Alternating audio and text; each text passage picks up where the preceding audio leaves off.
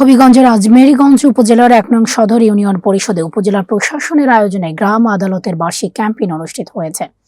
উপজেলা সমন্বয়কারী শম্পা রানী দেবের সঞ্চালনায় আয়োজিত এই কর্মসূচিতে ইউনিয়নের বিভিন্ন শ্রেণী পেশার মানুষ, জনপ্রতিনিধি, স্থানীয় নেতৃবৃন্দ, সাংবাদিক, শিক্ষক, সুশীল সমাজের প্রতিনিধি ও সাধারণ জনগণ অংশগ্রহণ করেন।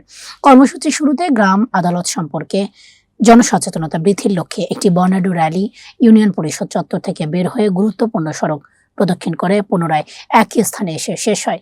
র্যালিতে অংশগ্রহণকারীরা গ্রাম আদালতের বিভিন্ন সেবামূলক বার্তা সংবলিত প্ল্যাকার্ড ও ব্যানার বহন করেন।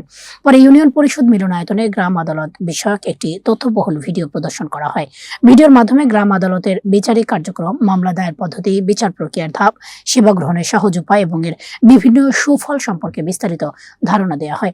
আলোচনা সভায় বক্তারা বলেন, গ্রাম আদালত সাধারণ মানুষের দোরগোড়ায় ন্যায় বিচার পৌঁছে দেওয়ার একটি কার্যকর ব্যবস্থা।